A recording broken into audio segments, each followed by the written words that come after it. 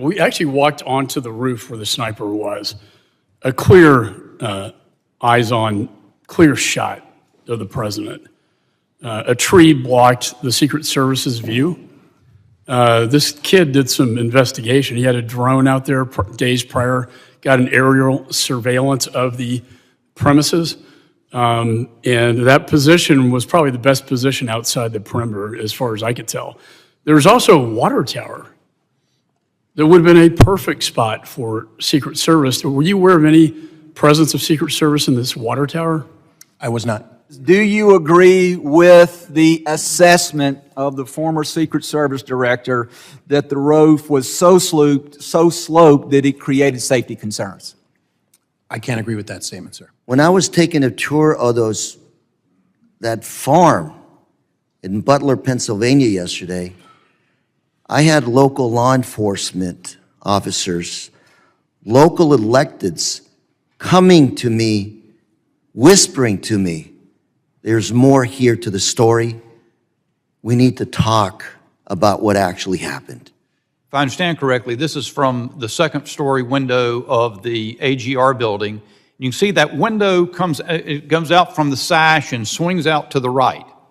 There's an aerial photo right after Crooks was killed, where Crooks' body's on the roof, and that window was open. Was it from this vantage point that those ESU officers spotted Crooks? I don't know that particular window, but my understanding is from a second-story window is where he was initially spotted. Okay. So are you then saying that, to your knowledge, those ESU officers left the location where they could look out the window to go in search of this person? That is my understanding. So sometime before the time between the time he was spotted on the ground and identified as someone suspicious until the shooting, they had left that post to go look for him. Is that what you're saying? My understanding is yes, along with other municipal officers that responded to that area. It's 100 yards away. It's elevated, direct line of fire to the president. I stood on that roof. No problem standing on that roof. And yes, I am 70 years old, okay? Very youthful. So the timeline is very important here. If, in fact, they thought that Mr. Brooks was so suspicious that they actually pulled the ESU counter snipers away, because there were counter snipers, what I understand, in that window, a way to look for him. And from what I understand the timeline, it's about 20 minutes before the president came out.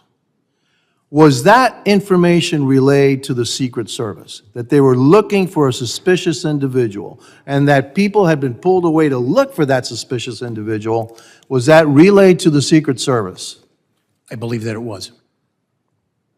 And was that relayed to the Secret Service, the team that surrounds the president himself? I can't answer that. There was a text thread that was going, I've been briefed, between the ESU members.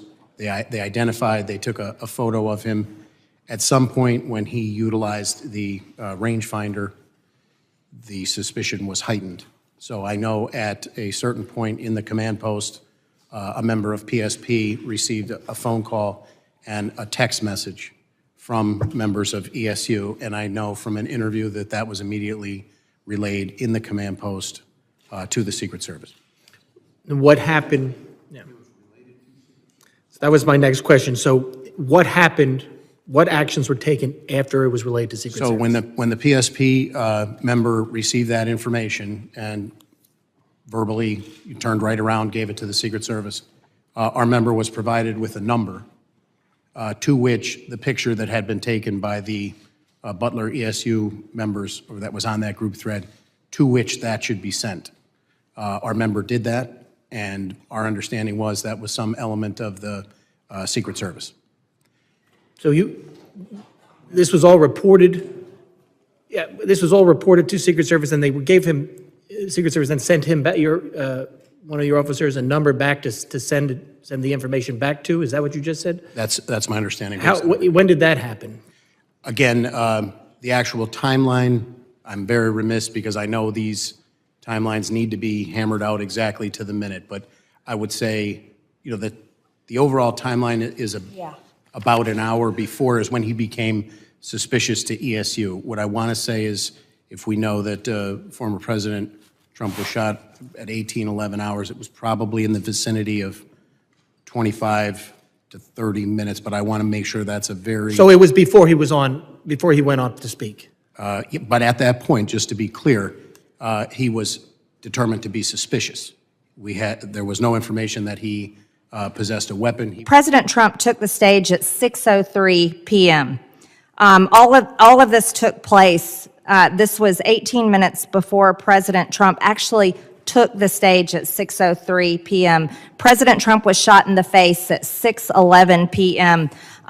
This has all been reported, these timelines. Why do you not have a timeline? Because it's not the timeline is going to be critical for the after-action report. Obviously, we're conducting an investigation with the FBI. We have been deferential to the FBI in terms of what has been released. Why weren't the two well-qualified ESU officers on top of the building rather than in it? And what would you say if we were told the explanation is, well, it was a hot day in Butler and there was air conditioning inside the building and not on the building? What would be your reaction to that assertion, Colonel? I can't respond to it. I have no firsthand knowledge. All right, guys, I'm up here on the building where the supposed sniper took his shot. It's not that steep at all. Just had a 70-year-old man back here climb up on the roof easily. See that water tower behind me? Had Secret Service or anybody had sniper teams up there, this guy wouldn't have made it 5 feet up this roof. He would have been taken out. Behind me, you see the windows that Secret Service was supposedly in the second floor of this building behind. Makes you wonder why they weren't able to quickly dispatch the individual. Colonel, do you know how far the water tower was from the roof where the shooter took his shots? I do not. 160 yards, sir. Who made the decision, Colonel, not to put a counter-sniper team on the tallest structure by far on the site with 360-degree surveillance? Do you have any idea? I do not know, sir. Okay, we'd like to get that answer.